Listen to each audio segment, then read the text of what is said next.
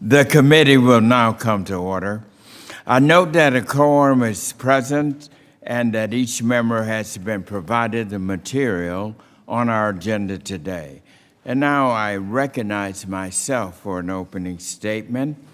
Today, we will consider a resolution from Representative Sanford Bishop of Georgia, giving well-earned respect to our great blueberry farmers. America is the #1 producer of blueberries, and within the nation, my great state of Georgia is the #1 state producer of blueberries. You find Georgia blueberries around the world, and I am proud of our blueberry producers who make this happen.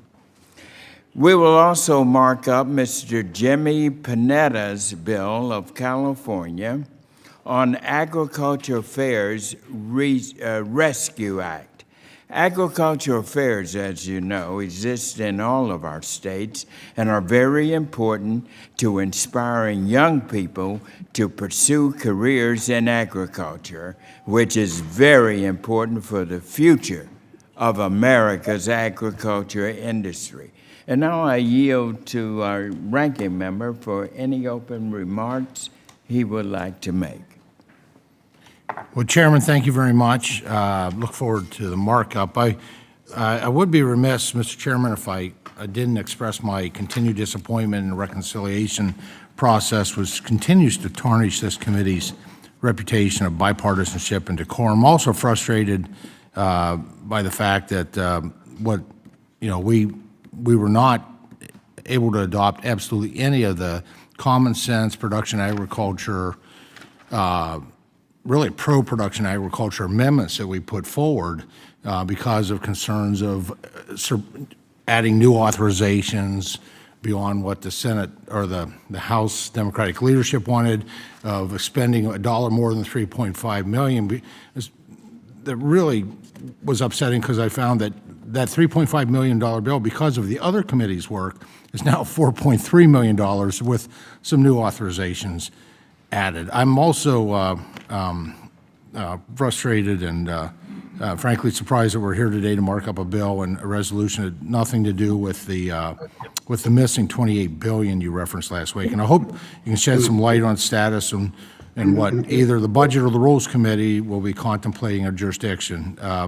Mr. Chairman, I have obvious reservations about the proceedings today because of that, and on the heels of the majority's reconciliation shenanigans, and admit Congress has seen little interaction with the administration or with issues important to production agriculture. I can only hope my calls for the committee to fulfill its obligation have not been ignored, and when we don't work together, we're doing a major disservice to the communities that we represent.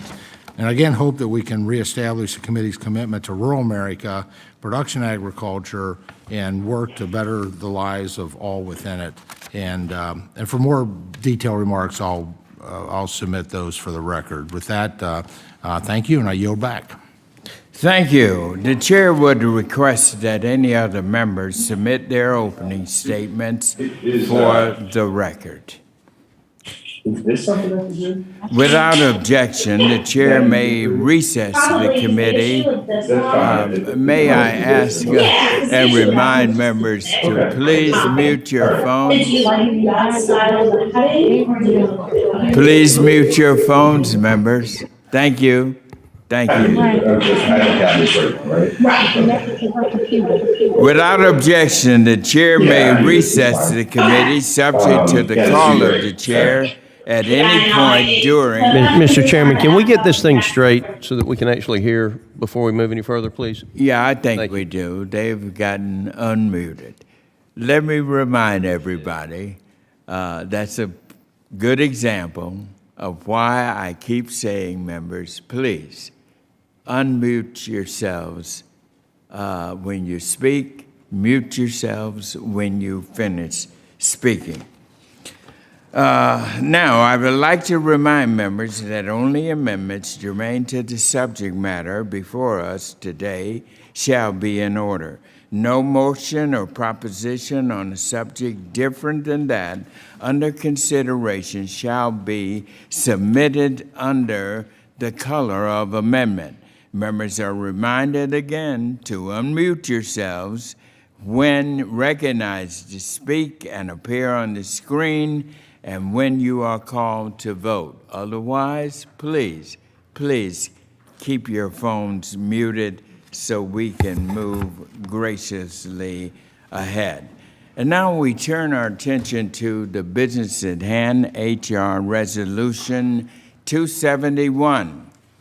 We now have before us for consideration this resolution recognizing the importance of the blueberry industry in the United States and supporting the designation of July 2021 as National Blueberry Month. Without objections, the Subcommittee on Biotechnology, Horticulture, and Research is discharged from further consideration of Resolution 271. And without objection, the first reading of the resolution is now waived, and it is open for amendments at any point. I now recognize myself to offer an amendment in the nature of a substitute to H Resolution 271, which is now at the desk.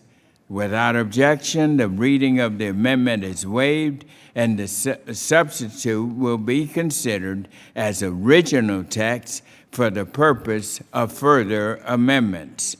And now I recognize the sponsor of the resolution, our colleague on the Agriculture Committee and chairman of the House Appropriations Subcommittee on Agriculture, the distinguished gentleman from Georgia, Mr. Sanford Bishop, to now speak on his resolution. Thank you very much, Mr. Chairman. Thank you so much for your leadership and stewardship of this committee. The work that you do is so important, and it impacts every American every single day.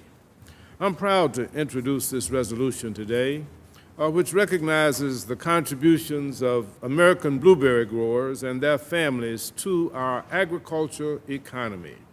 I want to thank Representative Fred Upton for his leadership on this issue in previous Congresses, and I also want to thank Representative Pingree for her input, which has been incorporated into the bill in the amendment in the nature of a substitute.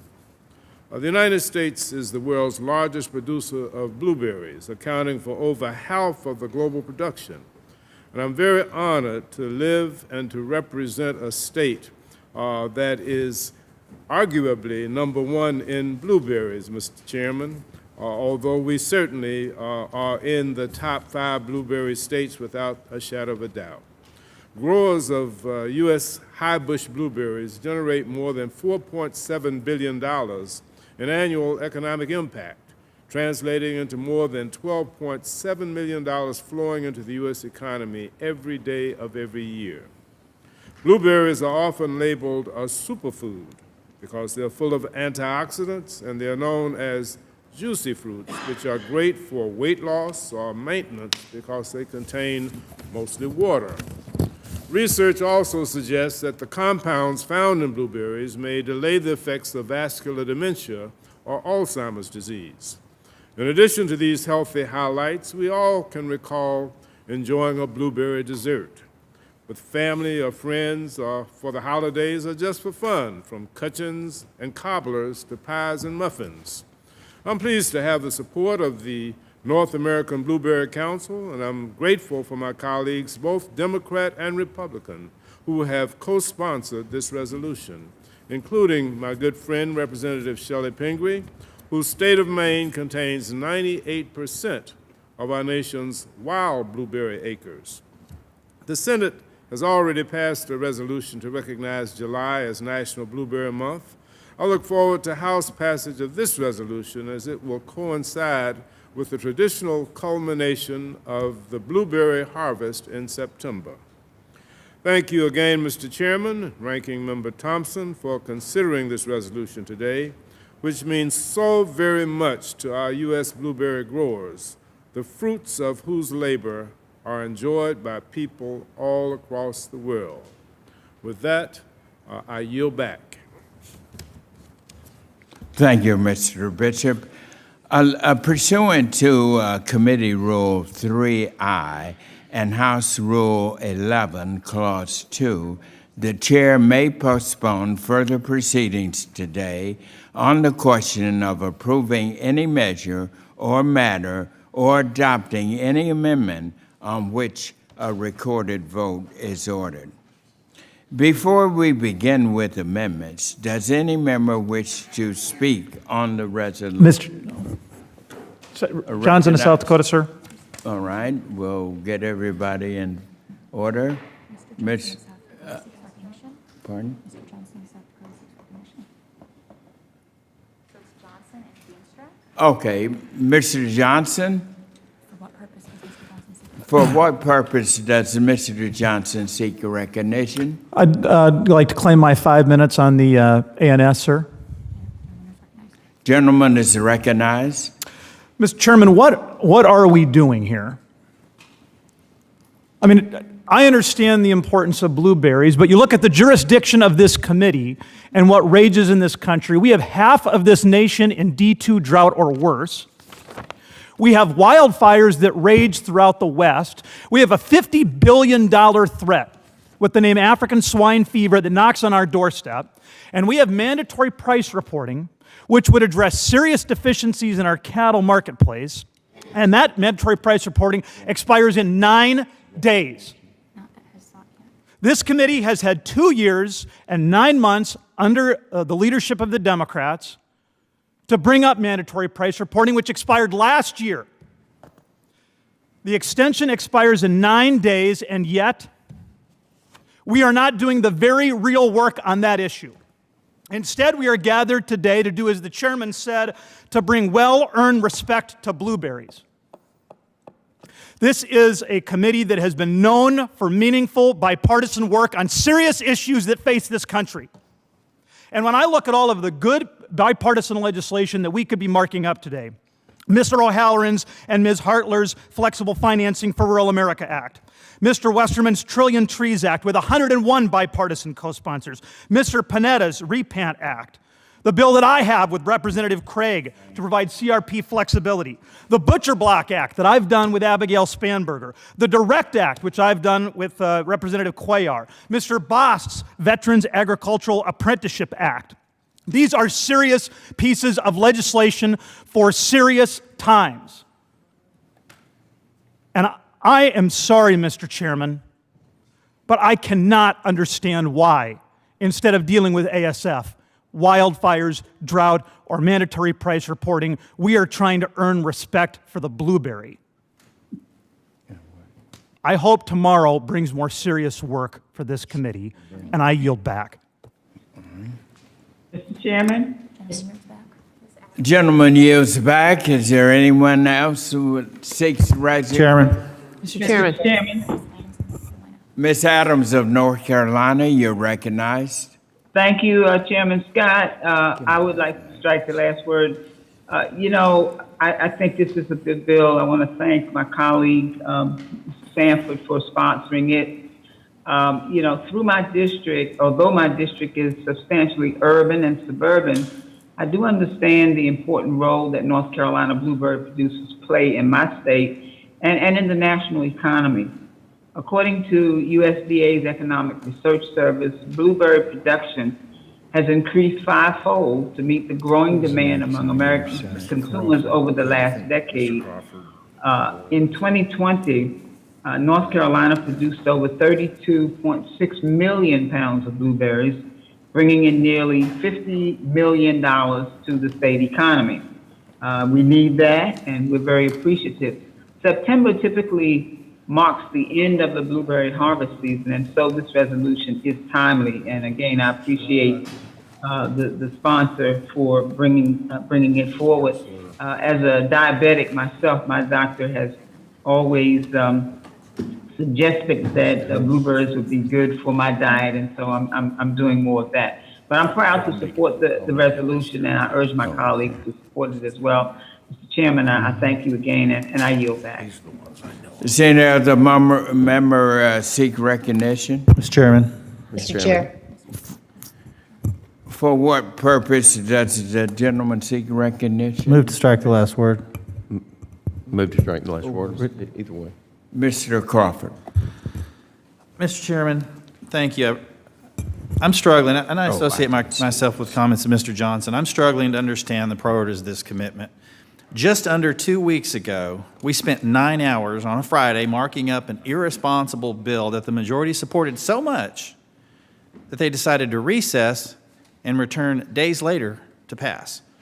My Republican colleagues and I offered multiple good amendments on issues that have historically received bipartisan support from this committee. As an example, the Rural Act, which provides much-needed assistance to rural utilities in times of emergency. I know my Democrat friends support keeping the lights on and water running for their constituents, but they voted against it anyway. Today, we're marking up a resolution designating a month that has already passed as National Blueberry Month. What? How does that help our constituents in rural America who struggled long before the pandemic and were hit hardest last year? I don't necessarily have anything against recognizing our blueberry growers or assisting local fairs. God bless the blueberry growers. I love county fairs. But I'm struggling to understand the plan for the direction of this committee. Of note, this year we have considered 2 irresponsible partisan reconciliation bills and 1 good disaster assistance bill. That's what we've done in 9 months. We have family farms barely in business. As the gentleman from South Dakota indicated, African swine fever is now in our hemisphere, bearing down on our continent. Inflation hitting every single American, and if it hasn't escaped your attention, cyber attacks on critical ag infrastructure as recently as yesterday. A co-op in Iowa was targeted. And here we are recognizing National Blueberry Month. Let me say for the record, love blueberries, love county fairs. And I intend to say yes to these bills.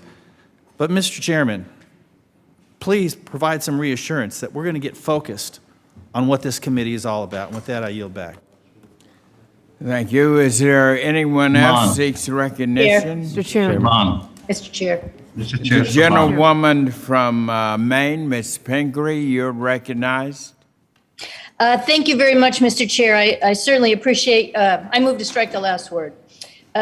I certainly appreciate this opportunity to speak on the bill today, and I thank you for taking up this bill. I thank Chairman Bishop, who I'm fortunate enough to work with on the Ag Appropriations Committee as well, to understanding the importance of Maine blueberries and including wild blueberries into this resolution. I certainly enjoy cultivated blueberries, and I'm pleased for all the states that do so well with them, and we grow a few on our farm as well. But the importance in Maine is our wild blueberry crop. We have over 500 wild blueberry growers, and those businesses contribute an estimated $250 million to our economy in a small state of only 1.3 million people. So you can see how important this is to our agricultural sector. Wild blueberries are different. They're cultivated in a different way. They have very high antioxidant properties, and they're a particularly great blueberry that needs to be alongside of all the cultivated blueberries that we're recognizing today. So I'm grateful for this acknowledgement. I know many of you haven't had the chance to try a wild blueberry, but for those of you who serve on appropriations with me, you'll recall this summer we had the chance to sample some blueberry pies from my state, and I know that's what got Mr. Bishop to understand how important it was to include this. And I just want to make the offer in the spirit of bipartisanship on this committee. Anyone who needs a blueberry pie and who will feel better having a blueberry pie, I'm happy to bring them to the committee or to any of your offices, because they are something to be tasted and something very different. And I would just say to my colleagues on the other side of the aisle, who I'm happy to work with on so many issues, I believe that many of the concerns that you are bringing up today were addressed in our long markup of the other day, where we experienced very little bipartisan cooperation. And I think if you look through the things that we're doing in our reconciliation bill, in our infrastructure bill, you'll find that there's a tremendous amount of support for the huge concerns our farmers are dealing with. And I urge you all to support those measures when they come to the floor. With that, I yield back, and thank you, Mr. Chair. Thank you, Ms. Pingree. Who else seeks recognition? Mr. Chairman, Mr. Scott from Georgia, for what purpose? Thank you, Mr. Does Chairman. the gentleman seek recognition? I move to strike the last word. Gentleman is recognized. Mr. Chairman, is it not true that at approximately 4:30 today, we will have a vote on the floor that will actually suspend the debt limit until December, not of 2021, but 2022 is what the Democratic Party has put in the language? Is that correct? I assume so. Yes, sir. That's absolutely what the Democratic Party is doing. Would the chair of the committee, who I deeply respect, would you be willing to share with us the language on the $28 billion in conservation, as the Democratic Party is referring to it as conservation, that left the committee? I find it hard to believe that the Democrats would have voted to pass the language if the Democratic Party members of this committee had not seen that. When can the Republican members of the committee see the $28 billion language for conservation, for agriculture? When can the Republicans see that language? They will see it when the Budget Committee has worked the budget reconciliation bill out, and we all will see it. Mr. Chair, with all due respect, that is an Ag Committee responsibility, not a Budget Committee responsibility.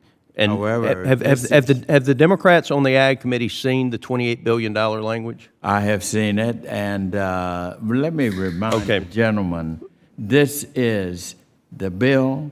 Yes, sir. Budget, reconciliation. All of our committees are putting in the information, and the Budget Committee will release it at the appropriate time. Mr. Chairman, you acknowledge that you have seen the language. You're the chairman of this committee. Do you not think that the other members, let me ask you this, have you shared the language with the other Democrats on the committee?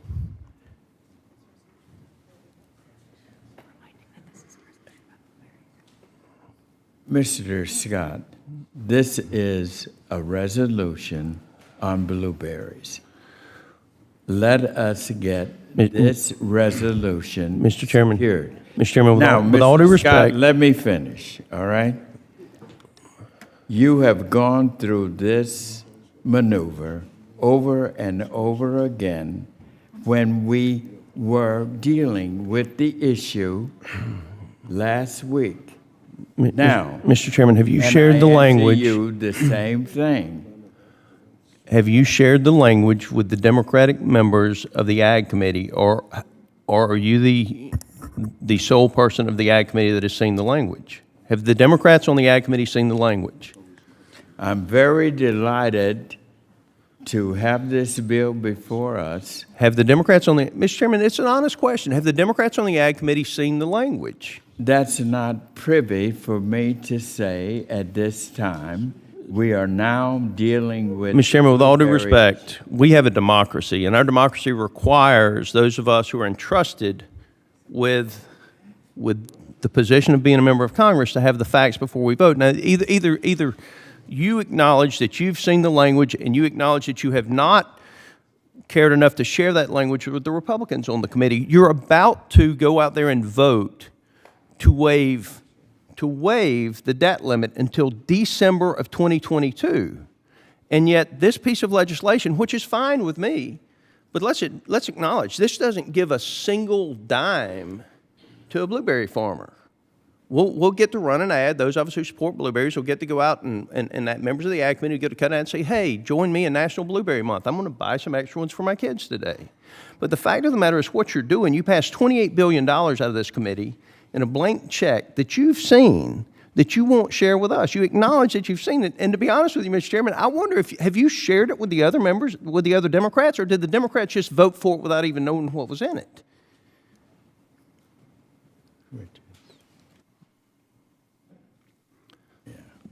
Did the Democrats vote for it without knowing what was in it, or did the Democrats get to see the language and just the Republicans not get to see the language?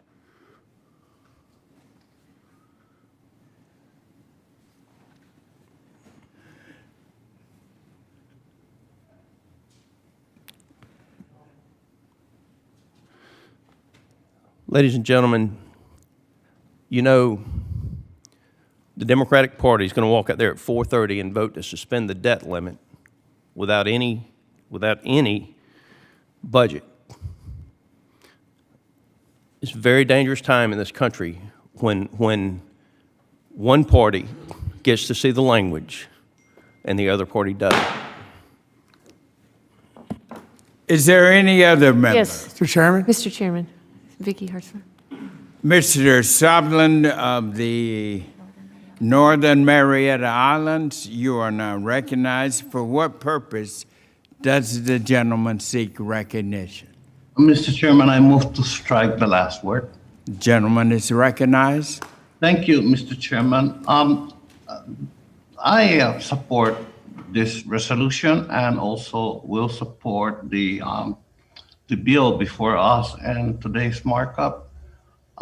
We all take pride in so many of our district or our state products. Like I say, a state dish, a dish from the Northern Mariana Islands, when we had that annual competition for a dish from each of the state and the territories, that a state dish made of young coconut actually came in #1 in the nation. I was so proud, I tell you, I was walking on clouds. And I like to recognize blueberry dish. Blueberries and blueberry dish, they do have really good, they are good products that help our health. I certainly need help with my health. And I don't see why we should again argue over, whether we've seen a bill, whether we've not seen a bill. I'm not going to share with the gentleman if I did have seen the bill. But I think we need to move on and pass this resolution, Mr. Chairman, and pass the next bill on the agenda, and so we could get back to other important matters. I yield back. Thank you. Thank you very much. Any other member seek Yes. recognition? Ms. Hutzler from Missouri, you're recognized. For what purpose does the gentlelady seek recognition? So I have a parliamentary inquiry first. The substitute, it was not distributed. So what was in the substitute? You said that you're offering a substitute and then that it'll be marked as read. So what is the substitute? As you may know, Congress-lady, it was emailed to all of our members' office. Okay, I got a substitute offered by Mr. Bishop, not you. It was posted by the clerk. By you? So, Mr. The clerk. So who offered the substitute, you or Mr. Bishop? You said it was you, but what I got No, said it was from Mr. Bishop. It is Mr. Bishop's bill to the committee, which we're offering. Well, it sounds like it was done incorrectly. That motion was incorrect because it wasn't a substitute offered by you. It was offered by Mr. Bishop, at least what I've been provided. Did it change the date of the Blueberry Month? Because the way I read the bill, it designated Blueberry Month July of 2021, which is already passed. So did it change the date?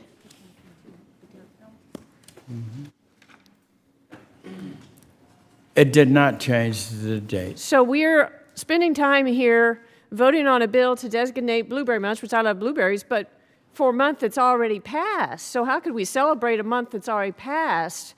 That's just kind of questioning. You said it passed the Senate. When did it arrive from the Senate here?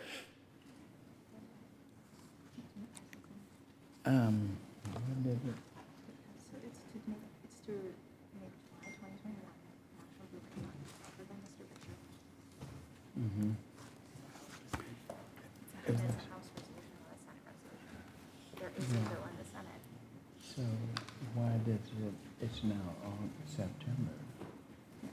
When did it arrive? Sorry. If the Senate passed it, when did it arrive? Did it arrive before July? We're not taking Mr. Bishop's House resolution. Yeah.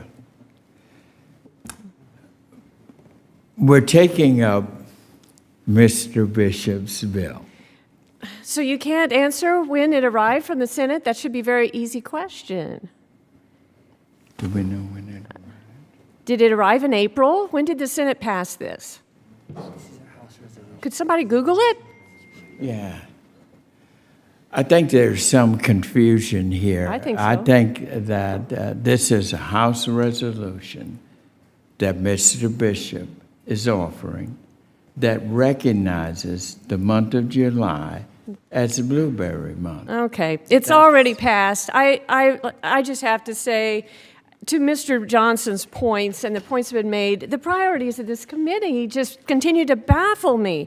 I have a bill that is a bipartisan bill with Tom O'Halloran to provide flexible financing for rural America to help our rural electric cooperatives with 186 co-sponsors, including many members of this committee, that would save $20 billion for our rural electric cooperatives, help them to put in broadband, help them to lower the rates for their customers. And yet we haven't taken up that bill. So we are debating a bill to designate a month on blueberries from a month that's already passed. I just am baffled by this and encourage you, Mr. Chairman, to bring up and have hearings and pass bills that are needed in rural America rather than just taking up small bills where the deadline has already passed. And I yield back. Thank you. Who else seeks recognition? Chairman? Mr. Frenstra, you're recognized. For what purpose do you seek recognition? Gentleman is recognized. Thank you, Mr. Chair and Ranking Member Thompson. I want to echo what Congressman Johnson has said. I live in the breadbasket to the world. I live in the state of Iowa, which we rank number 1 or 2 in soybeans and corn and cattle and hogs and eggs and dairy and you name it. And we have all these significant issues. As many of you know, the African swine fever was recently discovered in the Dominican Republic. For the first time in 40 years, this disease has been detected in the Western Hemisphere, and we haven't touched this. And all our hog producers are in fear of this, and yet we're not doing anything. Last week, we talked about an amendment. It was my amendment, and it got completely voted down, which, you know, we went through these issues last week, but it's like, please, I'm begging here, we got to do something. Additionally, the window of the opportunity on the livestock mandatory reporting program is quickly closing, 7 days left, and yet that's not up today. I'm telling you, with all the independent cattle producers that I have in my district, you know, this is a very serious issue. That we have to know what the increased packer margins are. I'm here on the Ag Committee to say, hey, we've got to do ag items. We've got to address these issues, and if we don't, there's going to be severe consequences. So I humbly ask my colleagues that we look to do these things in the next several weeks. Thank you, and I yield back. Who seeks recognition? Mr. Cloud of Texas. For what purpose does the gentleman seek recognition? Just to speak to the bill. The gentleman is recognized. I'd just like to echo the thoughts of the members that have spoken before me. It's extremely odd that we are naming a month that has passed already. Is it the chair's understanding as well that we can also change budgets from the past or farm bills from the past? It seems that we should be looking forward in whatever that we're doing. Namely, we have a farm bill coming up in just the next year or two, and we have done nothing in this committee to begin to prepare for that. We should be having hearings, we should be having briefings, we should be doing a whole lot of work to get ready for that. And so far we've done is 2 reconciliation bills that were very partisan. The one amendment that had gotten through on a bipartisan vote was taken out in Rules Committee before it went to the floor for a vote. And you know, for all I appreciate the kind demeanor, but we need to see bipartisan action in this committee. This committee's been known for that. I was looking for that when I was added to this committee, and we haven't seen that yet. I'd like us to get back to the real work and focusing on months, naming months ceremoniously that have happened in the past already. I'm not even sure how we would celebrate that. So I yield back. Thank you. Any other member seek recognition? Mr. Chairman, Mr. Hagedorn, Mr. Chairman, thank you. for what purpose does the gentleman seek recognition? I move to strike the last word. Gentleman is recognized. Mr. Chairman, thank you for that. I agree with Congressman Feenstra. There's some things going on, particularly in areas that I represent, southern Minnesota, in northern Iowa, with our hog producers. That African swine fever, we've been talking about this for a number of years. We should spend some time getting the Agriculture Department, DHS, and others in here to let us know what's the plan. Are they doing better at our inspecting our ports? Are they doing better with our beagle brigades? What are we going to do if it does creep into the United States? What's the plan? And also, we should be looking at some things that are going on in agriculture where they're, I guess, now considering not paying our pork producers that $17 top-off payment. Where'd that come from? I thought we passed a bill and said they needed to do that. Now, arbitrarily, they just don't think they need to pay off those farmers for the things that they went through during COVID. That's something that we should be looking at. I agree with Congressman Johnson as well. There's a lot of things that we could be doing proactively to help farmers and agribusinesses, and I sure hope we can get moving towards that in the near future. But right now, you know what I'd settle for? I'd settle for doing no harm to the farmers and agribusinesses. I'd settle for maybe backing off what's going on with the Democrat Party and their reconciliation bill, which in it has a war on agriculture. Higher taxes. I don't know anybody in the farming community that's begging for more taxes. I've never had a farmer come up to me and say, could you raise my taxes? It's great for my bottom line. It's going to be great for the longevity of my farm and for my business. What about, we know what's going on over there with regulations, waters of the United States, the Biden administration going to try and reimpose what Obama was doing. We had that fixed with President Trump.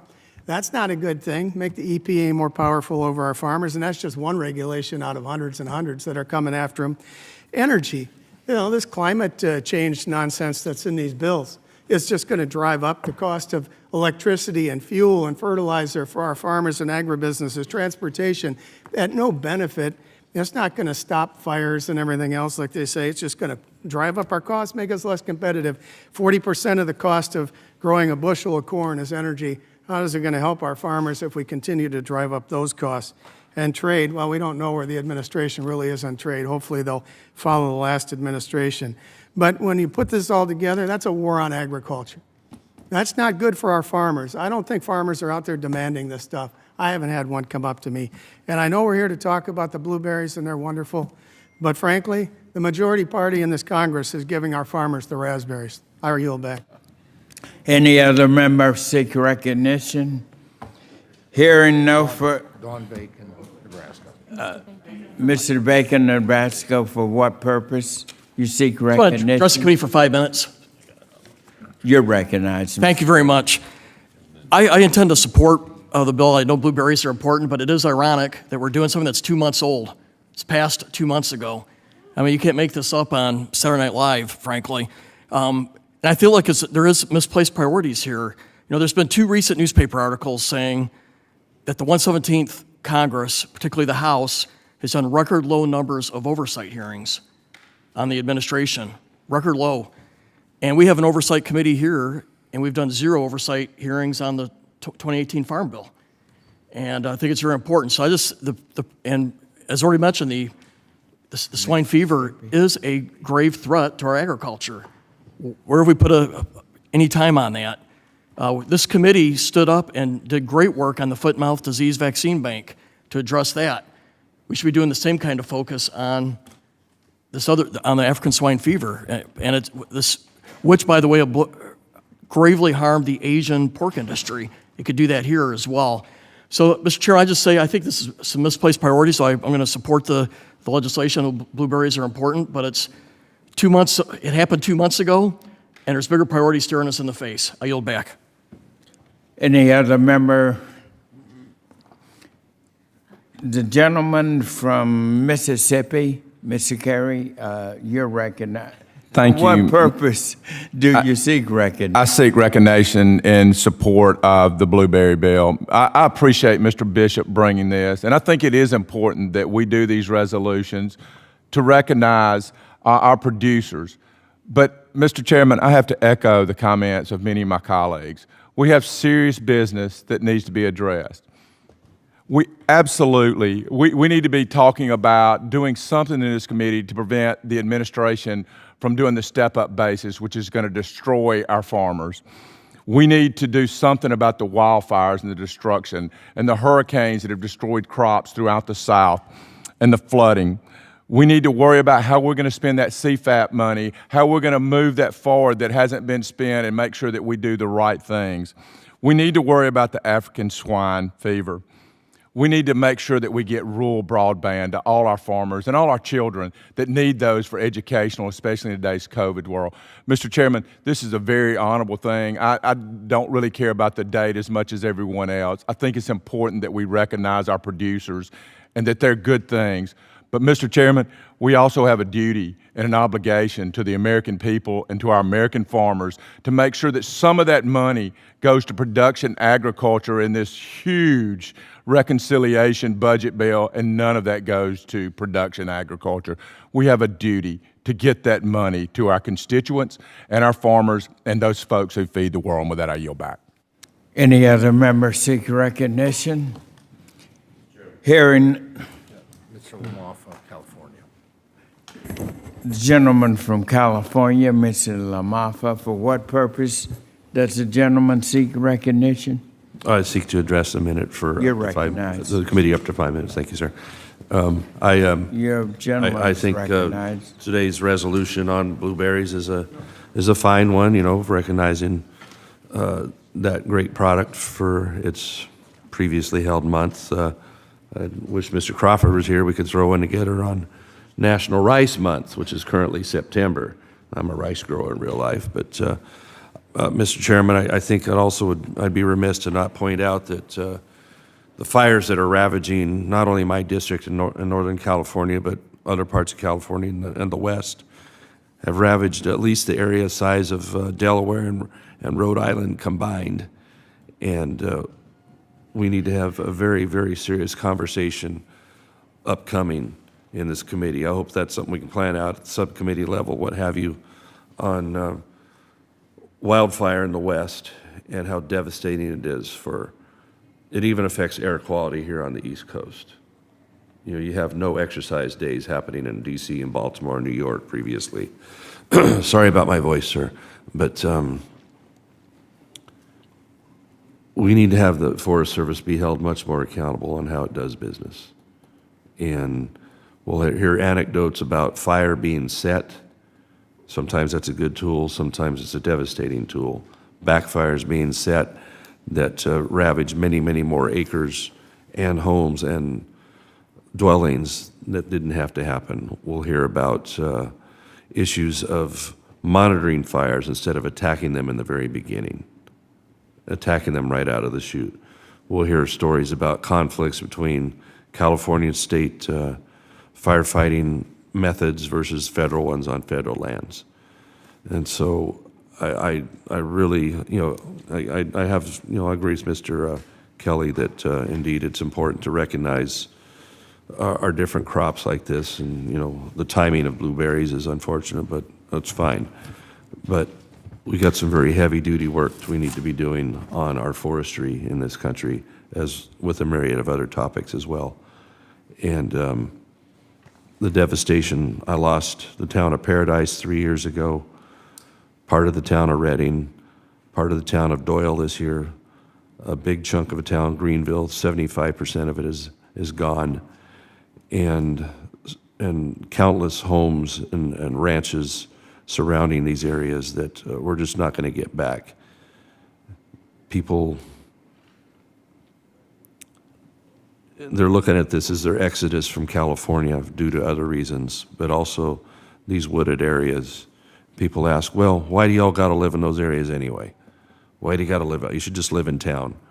Just live in these planned communities, live in these walkable communities. Well, we need folks out in the field, whether it's farming a crop, farming rice or blueberries. We need people up in the woods producing these timber and paper products. Heaven knows we use plenty of paper around here. We need people out there doing mining, and we just can't keep chasing them off the land like what we're doing, what it seems like is intentionally being done. chasing them out of those areas because we don't like people living in the woods. We want them all to live in a city somewhere. If no one here is producing, we're going to have to import it all. And we see the peril of importing all this rare earth products from China. Why in the world we're the number 2 importer of wood products in this country is beyond me when we're burning so much of it. Why do we have to import any of this? Why are we importing chips from China when we have 50,000 F-150s sitting in, I guess, Louisville, ready to go out on the line, and I can't even find a pickup at the dealership locally? We got to do some rethinking here, but sir, where our jurisdiction is on forestry and the direct oversight of the U.S. Forest Service, I hope we can engage that in the upcoming months and start planning for it right now. I yield back. Is there any other member seeks recognition? Mr. Chairman. Mr. Chairman. Congressman Baird, Indiana. The gentleman from Indiana, for what purpose does the gentleman seek recognition? Mr. Chairman, I just want to share my thoughts about... Gentleman is recognized. I just want to share my thoughts, and some of my colleagues have already touched on many of these, but you know, one of those is the Farm Bill of 2018, and we got another one coming up in 2023. And if you think about the timeline, we need to get started on that project and move in order to find solutions and then get legislation in order to make that effective, just like the 2018 Farm Bill.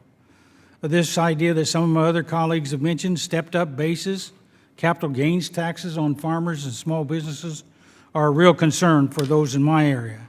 The conservation programs, we need to look at those and how we might use them and make that a benefit to farmers and ranchers. The carbon capture, what we might be doing, what farmers and ranchers have been doing. We need to recognize that and have those kind of programs incorporated into what we do. Someone mentioned the trade issues, and absolutely that's a concern because we need those other consumers to consume the products that we do raise. And we need tools to defeat and prevent African swine fever. We need to make sure that we can ensure that we provide a year-round marketplace for E15 ethanol and drives demand for more than a third of the U.S. corn crop. Turmoil in the beef markets, the fact that more than 70% of our ships are leaving the U.S. empty instead of carrying away empty containers and moving those back to China that loaded with our agricultural products. So the remarkable government overreach of the waters of the United States are just another issue. All of these are concerning and things that we should be working on. So with that, I yield back. Thank you. Any other members seek recognition? Mr. Hearing no further. He's on video. The gentleman from Georgia, Mr. Allen, seeks recognition. For what purpose does the gentleman seek recognition? I move to strike the last word. Gentleman is recognized for 5 minutes. Thank you, Mr. Chairman. I want to thank Mr. Bishop for offering up this day that we celebrate the blueberry industry. My district is a large portion of why Georgia's #1 in the blueberry industry, and they've been through a lot. We've had some issues with frost and other things, and it's been very difficult to get those folks help. And but we need to recognize them and we need to help them because this is important to Georgia and the fact that our #1 industry is agriculture. I want to add too some things that must be addressed by this committee. At first is there are grocery stores that cannot get products. I don't know if these, and of course there's a lot of communication out there. In fact, there are people advertising on television about the food shortages, upcoming food shortages, which is creating some kind of a panic out there. And also, predicting this. And this committee needs to address this because, as I agree, that there has been a war on, and there is a ongoing war on every business out there, small business, you name it. The fossil fuel industry has been decimated. We're no longer energy independent. We've seen what gas prices have done. And let me tell you, I understand that natural gas prices have climbed substantially, and we're going into the winter season. And so how are people gonna heat their homes? We've got labor issues. You know, our president of Farm Bureau said the #1 problem in agriculture is labor issues. We can't, find people to work. None of our legal immigration systems are working. I've gotten calls on the H-2B program, H-2A program. I have a bill to support moving those programs to the USDA versus the Department of Labor so that we can make those programs readily available to our farmers rather than do everything we can to stop this process and make it more difficult for these people to produce their crops. When you combine all these things together, we've got serious issues in this country that we have to address, and we cannot ignore them. And are we going to have, like I said, we're no longer energy independent. We're begging Saudi Arabia to up production. That was not the case just 2 years ago. That is a critical piece of what this country is all about, and that's domination. And we're going to lose it in agriculture if we don't address these issues. And I appreciate what my colleagues have brought up here today. But Mr. Chairman, this is very serious business. These people are out there doing the best they can do under the circumstances. And rural America is being ignored. The broadband situation, we talked about that for, since I was on this committee. Cell service, for crying out loud. This country has the worst cell service. We're worse than third world nations. Mr. Chairman, there is a lot of work to do, a lot of bipartisan work to do on this committee. And I urge you to let's come up with these priorities, bipartisan priorities, and let's tackle these things and solve these problems for the American people. And let's do what's right for the American people. Thank you, Mr. Chairman. I yield back. Any other member seek recognition? Hearing none, no further discussion. Without objection, the committee will consider the whole amendment in the nature of a substitute. It will be open for amendment at any point. Amendments submitted in advance were emailed to members' offices last night and earlier this morning. Members will be responsible for having before them the text of any amendment. Now, does any member have any amendments?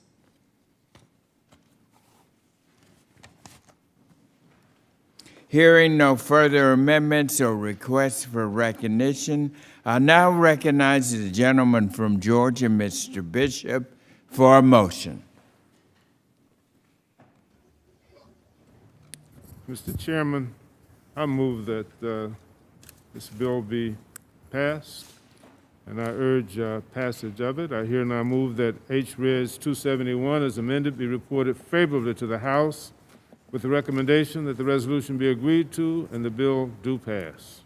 The question now occurs on the motion. All those in favor of the resolution say aye. Aye. Aye. Those opposed, no. In the opinion of the chair, the ayes have it and the ayes have it, and the motion is agreed to.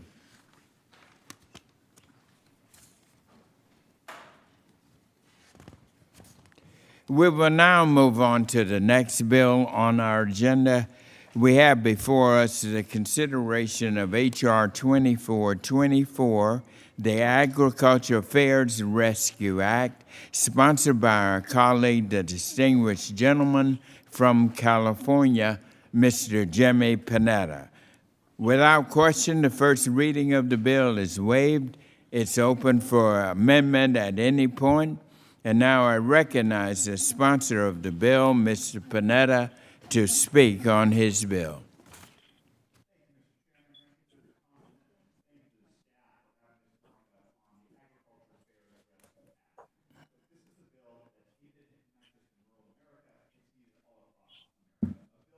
I cannot hear Mr. Panetta.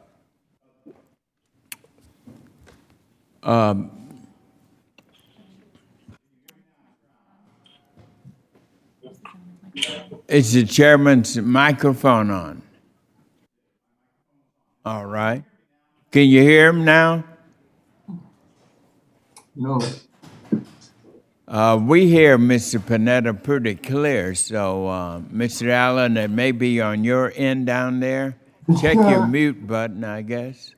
Mr. Chair. There appears to be an audio issue with the microphones over Zoom. Over Zoom? We cannot hear Mr. Panetta. Oh, really? Perhaps Let's, the congressman could use a different microphone.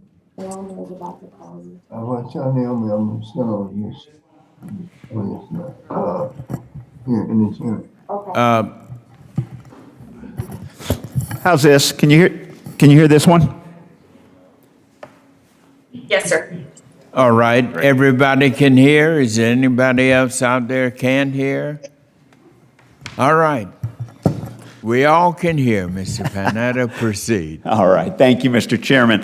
And thank you, Mr. Allen, for letting me know you couldn't hear me, but now you can, so I appreciate that. Look, this is a bill, the Agricultural Affairs Rescue Act is a bill that's going to provide much needed federal relief funding to our local agricultural affairs, and it will promote our nation's agriculture. Look, I think there's probably many of you on this committee, I would imagine more so on this committee than other committees, who've done what I do every year, and that's attend our livestock auctions at our local fairs and actually get out into the ring and are actually spotters. I think many of you would agree with me, it's an exhausting event. But I can tell you, if you're there at these auctions, it gives you so much energy. Why? Because you see it in the young men and women who are presenting their animals with such pride, especially as the bidding gets driven up. You see it in the parents who are so proud of those young men and women who've worked so hard to get their animals into shape. And you see it in the bidders who, yeah, most of the times are working in agriculture, who know that they are contributing to the future of those young men and women and the future of our agricultural communities. See, most of those 4-H and FFA members, they're going to use their proceeds to go to college. And a good amount of them will study agriculture. And some of them will come back home and continue working in agriculture, maybe even on their family farms. Now, I tell you that story because, one, many of you on this committee can relate to that, but it's what our agriculture fairs do. They emphasize our agriculture in our country, and they unify the people in our communities. Ever since fairs started back in the 19th century, they've maintained that dual aim of binding our communities and educating the people about agriculture. With most fairs retaining that cultural and educational spirit, farmers, ranchers, and local families use fairs to showcase all of their agricultural products and tools, from livestock to commodities to specialty crops to advances in mechanization to agricultural demonstrations and to sustainable farming. It's no wonder that fairs contribute $4.67 billion to our U.S. economy. Many fairs don't receive public funding, but instead rely on the revenues from attendees to fund maintenance activities. Now, prior to the pandemic, there were about 2,000 fairs that were held across this nation. Unfortunately, in 2020, COVID-19 closed 98% of all fairs in the United States, resulting in a revenue loss of $4.5 billion. While some fairs are back up and running this summer, the threat of the Delta variant has caused many fairs to scale down or remain closed. However, even without fairs and revenue from them, the fairgrounds still play a role in our community. We've seen it in California with our wildfires, the fairgrounds were used for basically places of refuge, not just for people, but for livestock. They were used during the pandemic for food banks and for vaccine sites. Although fairs weren't bringing in revenue, they still have to pay their bills. Our fairs help us. It's time that Congress has to help them. That's why I introduced the Bipartisan Agricultural Affairs Rescue Act with my colleagues Billy Long, Mike Levin, and Dan Newhouse. This same legislation was introduced in the Senate with Senator Tina Smith of Minnesota and Roy Blunt of Missouri. This bill would provide $500 million in grant funding each year of the pandemic for agricultural affairs. The USDA's AMS, Agricultural Marketing Service, would provide the grant funding to states or their departments of agriculture, who would then make grants to fairs prioritizing those that have faced the greatest financial hardship. This bill is supported by Democrats and Republicans, farmers and fair growers, the International and Western Fair Associations, and the National Association of Agricultural Departments. While this legislation will not make up all of our fairs' losses, it will provide critical support and help fairs fund maintenance and operations as they recover out of this bruising pandemic. Look, it will not just recognize our fairs. It provides relief to our rural communities, especially as they come out of COVID-19. I believe it's a small but important sign of what we can do on this committee, be it for the future of fairs, for the foundation of our communities, and to help fulfill our obligation to our country's agriculture. Once again, Mr. Chairman, I thank you for having this hearing, and I yield back. Thank you, Mr. Panetta. Before we begin with any amendments, is there any member who wishes to speak on the bill? Mr. Chairman. Mr. Chairman, I seek recognition to speak on the bill. Mr. Harder? That's terrific. Thank you so much, Mr. Chairman. Recognition, I'm sorry. No worries. Thank you.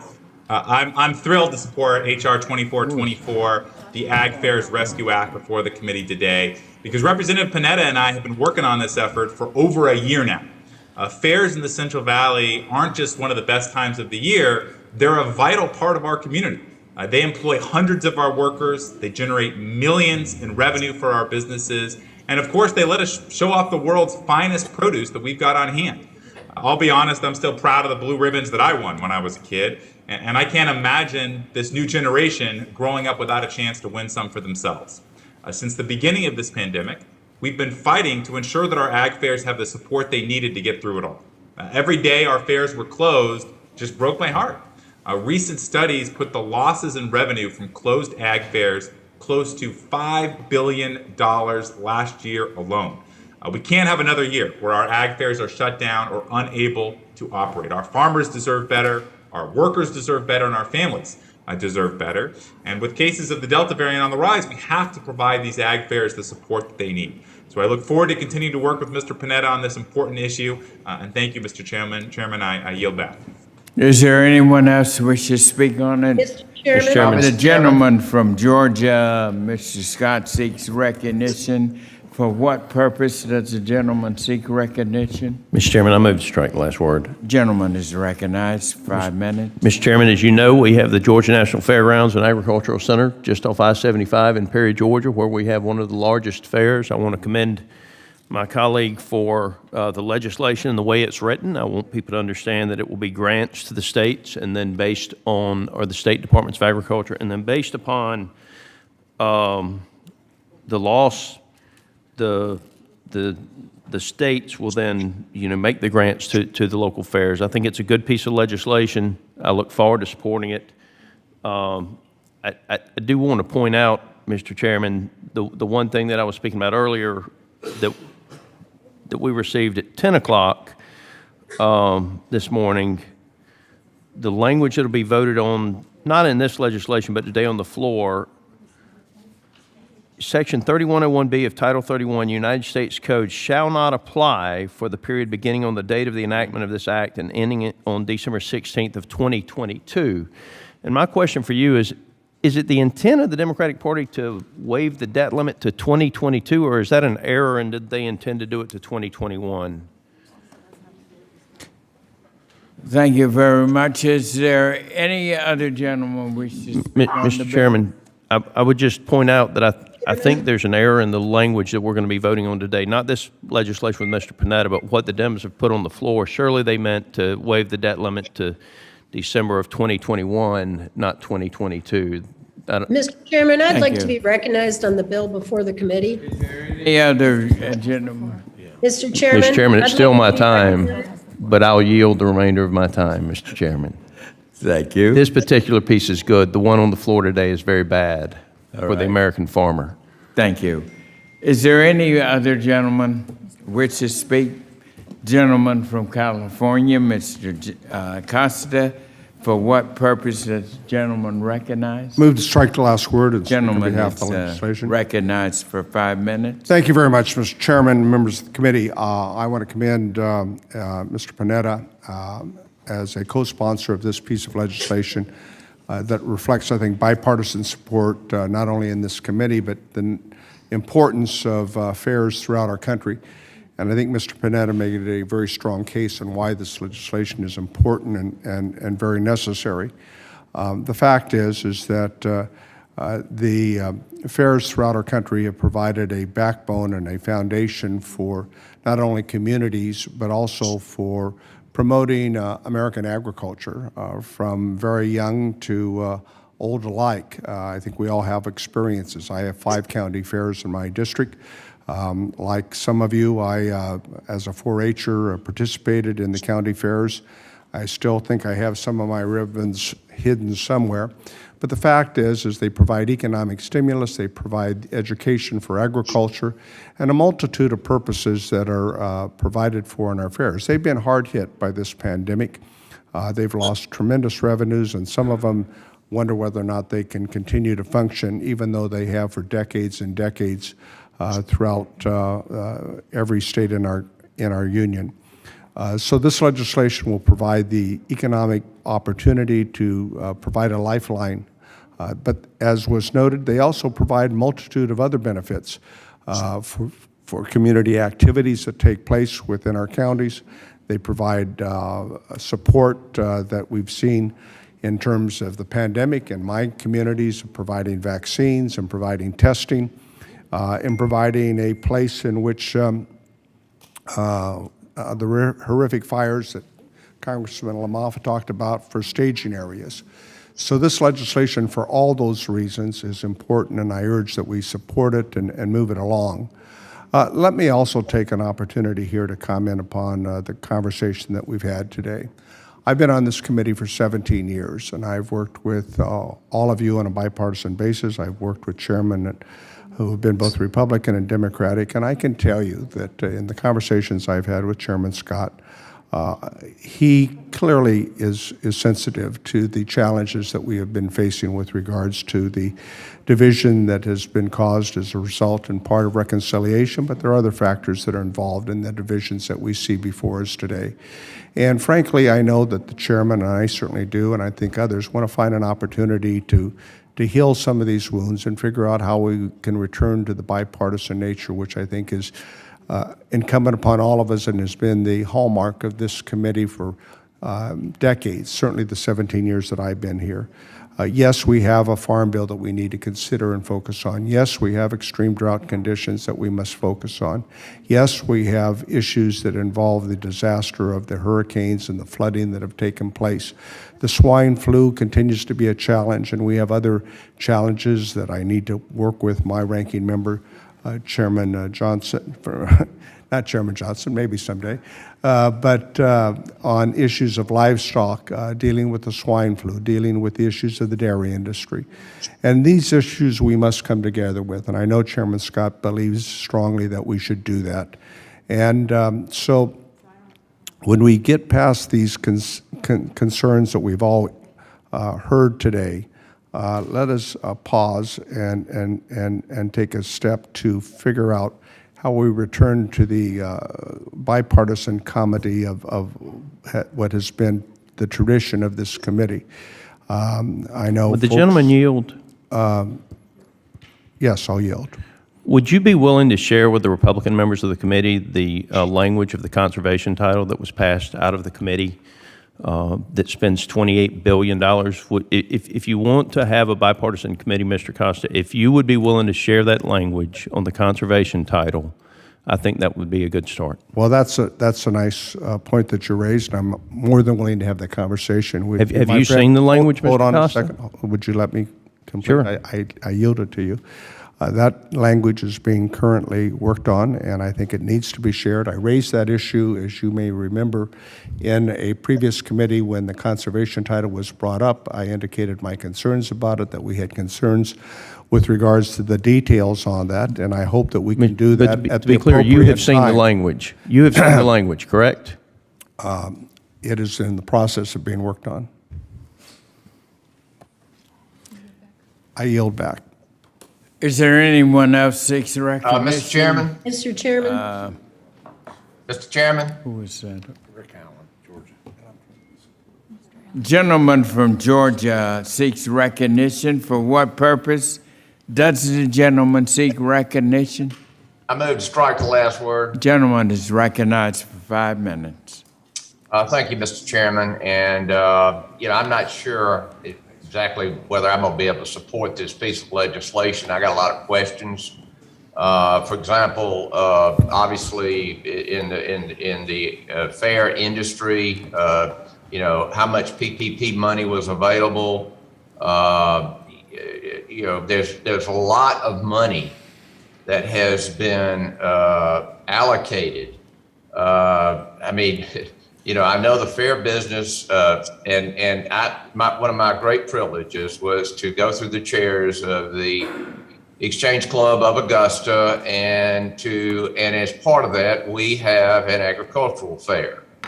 And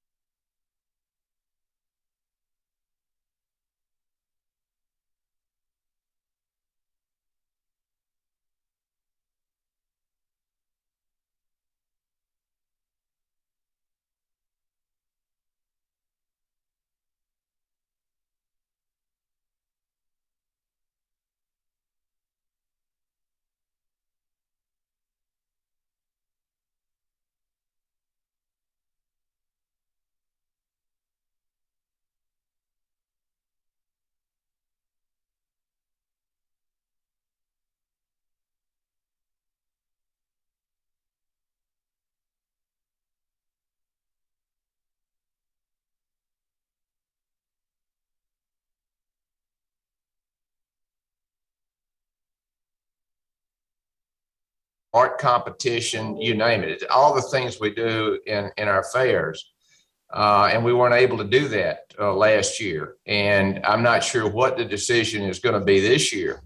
But certainly no one has asked me for assistance financially. Now, what we do with our proceeds from that fair is we give it back to the community.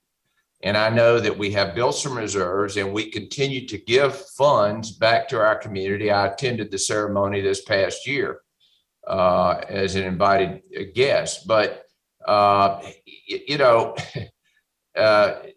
this is great. What I keep asking up here, how are we going to pay for all this stuff? How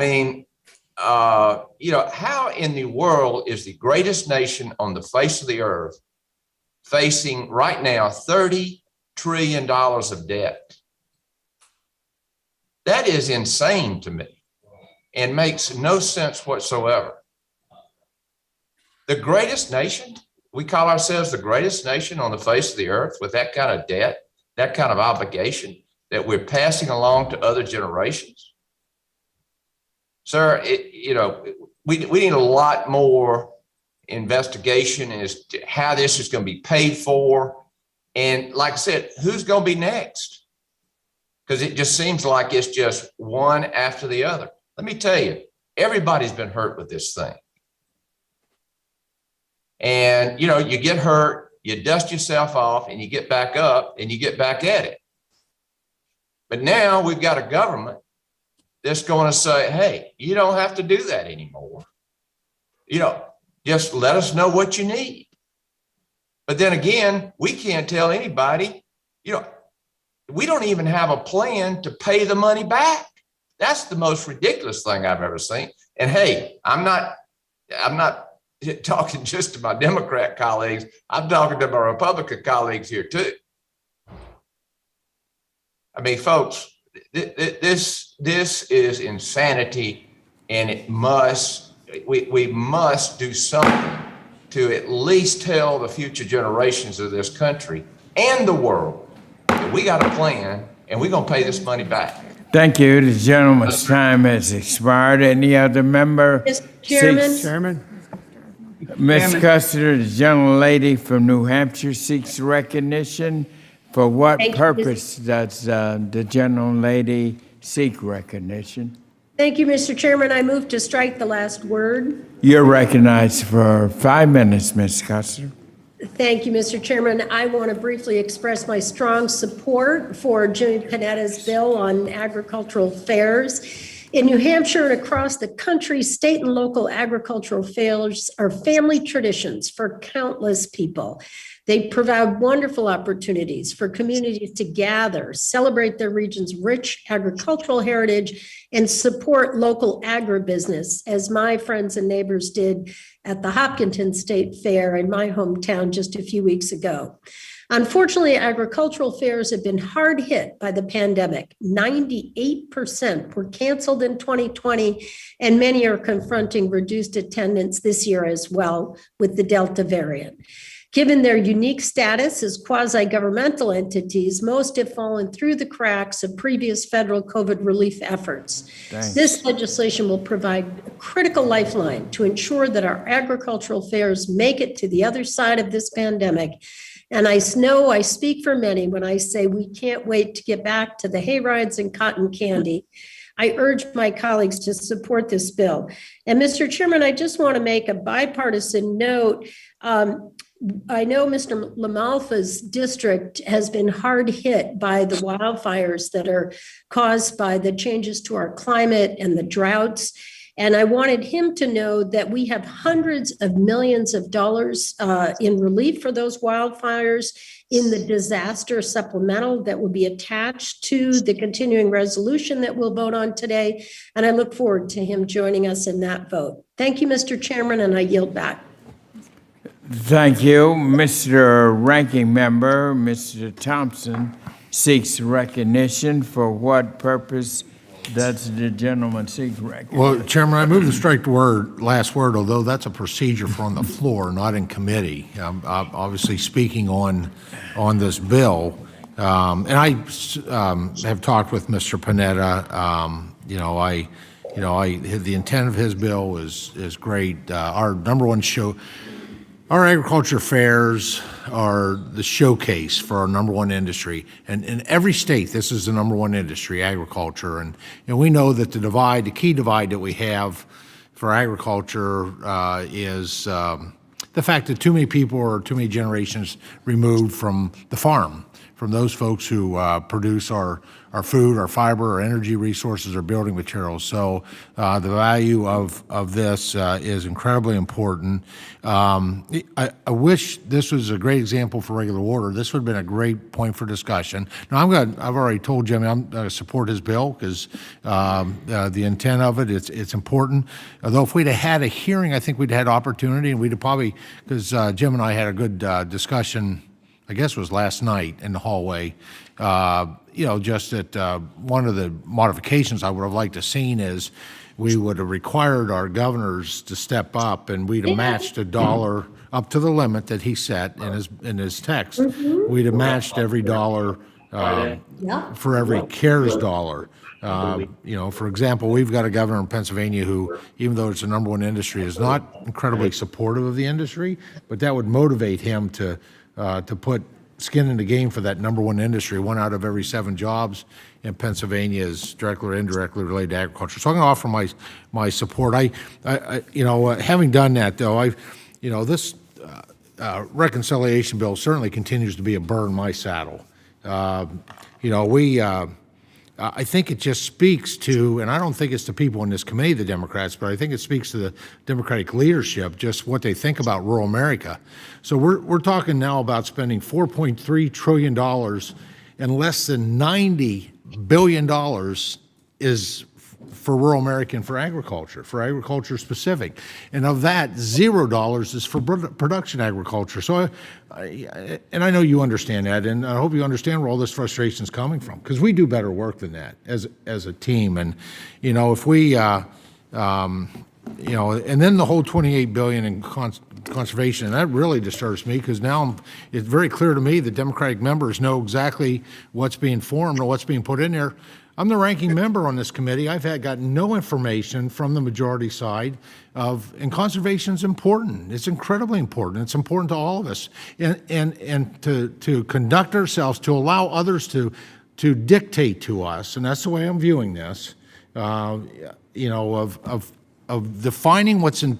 That's a third of the bill of our part of this bill is undefined. We were asked to vote on a bill that was 1/3 incomplete. That, number one, we should have rejected that on principle. We didn't do that. That passed last Monday morning. We only go forward, and we're only a 3-member difference here. It is so close. The numbers have never been this close, right?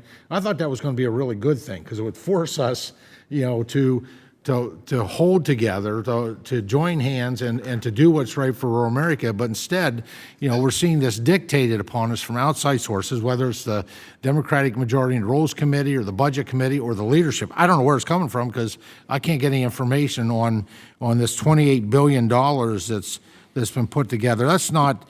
And it's really impeding trust and teamwork in this committee, and I fear for that going forward, because we got a lot of work that we need to do.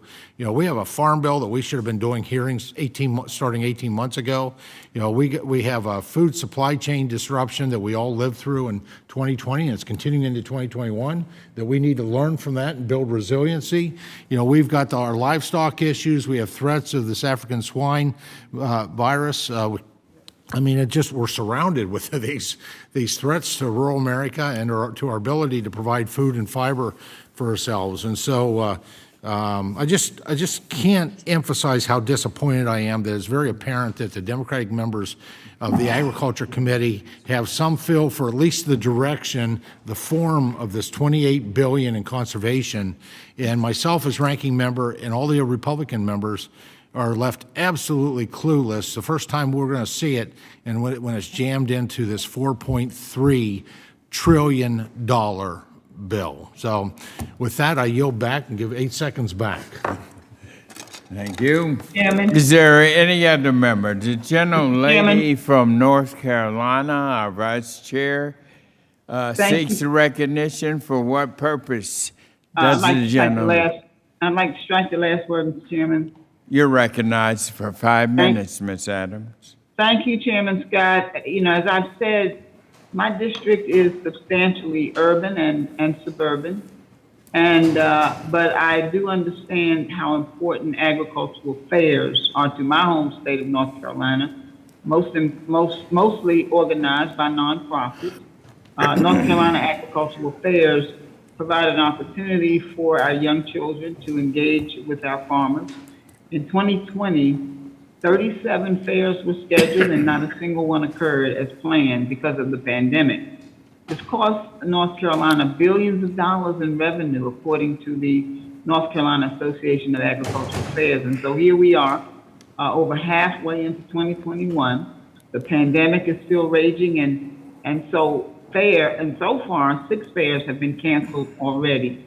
So the loss from the cancellation of all North Carolina agricultural fairs in 2020 was around $30 million in ticket sales alone. And so that's why This bill is critically important, making whole the agricultural affairs industry, which supports the thousands of jobs and generates $4.67 billion for the U.S. economy each and every year. So I appreciate my colleague for sponsoring this bill. I'm proud to support this bipartisan bill, and I urge my colleagues to support it as well. Thank you again, Mr. Chairman, and I yield back.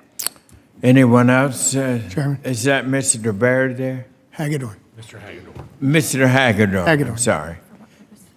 For what purpose does the I'd gentleman? like to speak on behalf of the bill. You're recognized Thank for you. 5 minutes. I want to thank my colleague, Mr. Panetta, for bringing this bill to us. I do agree with our ranking member, Mr. Thompson, that we would have benefited from a hearing and perhaps been able to incorporate even better ideas and get a better price tag.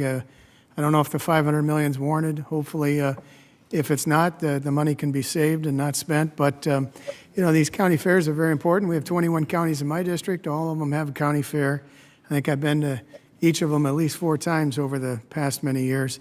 And whether it's the vendors, the local businesses, I mean, the entertainment's great for the locals, and then of course, really the best is the 4-H'ers, and they're showing their animals and the auctions and everything. It's really quite something. Part of the problem we have, and I wish this had been brought to us earlier, this bill, because there have been counties and these boards that have been struggling. But part of the problem is that in the Small Business Committee, which I serve on, we thought we had this kind of resolved, or at least it was in a bill a while back. The shuttered venue operator grants, we thought this was going to be covered, and all of a sudden it went to the Senate, and I think the majority leader over there decided that the rural folks weren't going to get the money and it was going to go to other areas. So at least, I guess, better late than never. Again, I appreciate my colleague and his bipartisanship, and hopefully this will do the job. With that, I yield back. You're back. Anyone else? Any other? The gentleman from California, Mr. Garbahal. Thank you, For Mr. what purpose does the gentleman seek recognition? I'd like to speak for 5 minutes, please. You're recognized for 5 minutes. Thank you. Thank you, Mr. Chair. I want to thank Representative Panetta for bringing this legislation, bipartisan legislation, forward. I am proud to be a co-sponsor of it as well. In my district, I have a number of agriculture fairs as well. The number one industry in my district is agriculture. And as such, these fairs continue to play a vital role on a number of reasons. First, they contribute to our economy by providing jobs. They support education for our 4-H'ers and our FFA students. And they actually contribute significantly to our local economy. In my district, I have fairs in Ventura, Santa Barbara, Santa Maria, and Paso. And I think this legislation is going to provide a lifeline to fairs like those in my district to transcend and get beyond this pandemic, the impacts that they've experienced. So I'm 100% supportive of this legislation, and I want to thank my colleague for bringing this forward. With that, I yield back, Mr. Chair.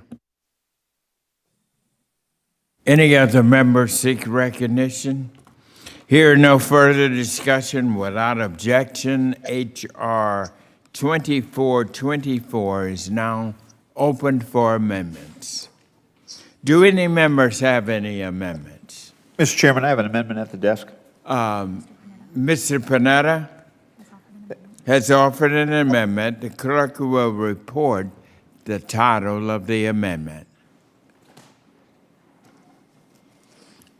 Amendment to H.R. 2424, offered by Mr. Panetta of California. Without objection, the amendment will be considered as read. Mr. Panetta is now recognized to speak on his amendment.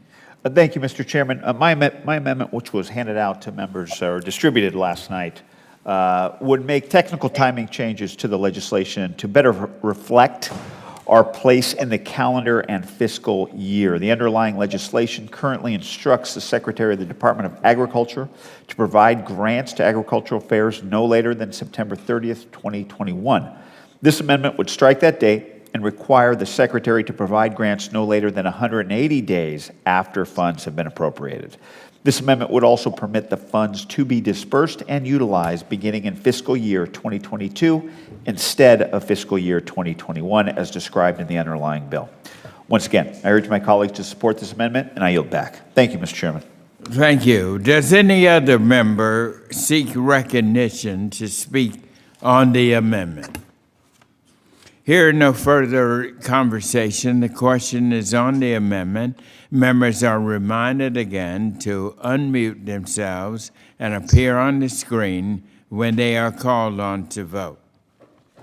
All those in favor of the amendment signify by saying aye. Aye. Those opposed by saying no. In the opinion of the chair, the ayes have it, and the amendment is agreed to.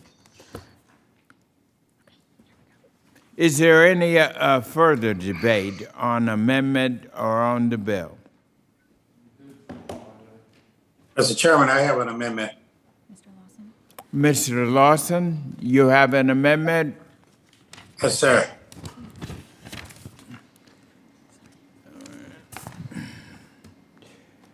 Mr. Lawson has offered an amendment. The clerk will report the title. Amendment to H.R. 2424, offered by Mr. Lawson of Florida. Mr. Lawson, you're recognized to speak on your amendment. Without objection, the amendment will be considered as read. Thank you very much, Mr. Chairman. Well, I can appreciate Congressman Pinella for drafting this bill. It could negatively impact Florida fairs. I've been going to fairs, state fairs ever since 7th and 8th grade, basically all the way through high school. And I would tell Austin Scott I've been to one even in Perry, Georgia. Most all of these fairs was not eligible for funds through the CARE Act or the American Rescue Plan. And so we're really kind of devastated in the behalf. Unlike most states where the normal schedule is May through November for the fair, Florida fair scheduled to run from September to November and then January to April to avoid the excessive heat. Therefore, some of the fairs in Florida was able to open from January to March in 2020 before the emergency order was put into effect. By only comparing 2020 attendance dates to the last 3 years, that could unintentionally penalize Florida fairs that was open in 2020, but faced significant attendance and revenue decline in 2021. As the third largest state, it is valid that Florida fairs receive relief proportionate to the loss they experienced due to the pandemic. What I would like to have, this is an important bill, is verbal confirmation from the chairman, the sponsor of these bills, that he will work with me and my staff on this. I think someone is cutting across me. Mr. Chairman, can you hear me? Yes, we hear you. Yeah, I need verbal confirmation from the sponsors of this amendment, from the bill, that they will work with me and the staff on this particular issue because it's critically important to the state of Florida. Does the gentleman yield to Mr. Panetta? I yield. Thank you, Mr. Chairman, and thank you, Mr. Lawson. I want to thank you for raising this issue. Look, I think while the bulk of losses in states have been in 2020, I do appreciate you bringing this issue, highlighting this issue, and I appreciate Florida's unique circumstances and want to ensure that they are not shortchanged. I recognize that they are facing increasing challenges due to the time of their fairs and the Delta variant, and I appreciate his offer and hopefully withdrawal of this amendment and want to commit to him to work with him to address this issue. I believe this amendment has merit, but want to engage with our broader stakeholders to ensure that the solution is the right one. Again, I would like to thank Mr. Lawson and for his support for agricultural fairs in Florida and throughout his country, and you have my commitment now. I yield back. Thank you, Mr. Panetta. Thank you, Mr. Lawson. Mr. Lawson, do you have time remaining? Mr. Chairman, I would withdraw this amendment. Look forward to working with him in this regard. Thank you. Is there any further, the amendment has been withdrawn. Is there any further debate on the amendment or on the bill? Hearing no further amendments or requests for recognition, I now recognize the distinguished gentleman from California, Mr. Panetta, for a motion.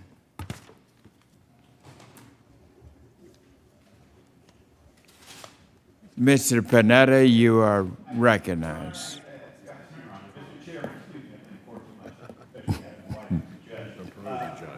I hereby move that H.R. 2424 as amended be reported favorably to the House with the recommendation that the resolution be agreed to and the bill do pass. The question now occurs on the motion. All those in favor of the bill will say aye. Aye. Aye. Aye. Those opposed, no. In the opinion of the chair, the ayes have it, and the motion is agreed to. Conclusion. There are no, so we'll go straight to the conclusion. Okay. Where is it?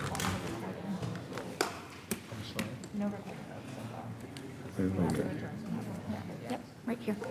Okay. Does any member wish to file supplemental, additional, dissenting, or minority views on either H.R. 271 or H.R. 2424? If so, please have them submitted to the clerk's office, 1303 Longworth, by 5 p.m. on Friday, September 24th.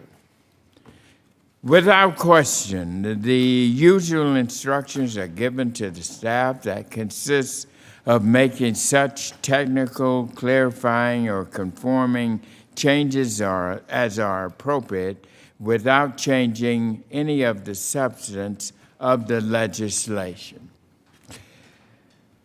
Ladies and gentlemen, members of the committee, this concludes today's business meeting, and I thank all members, and this meeting is adjourned.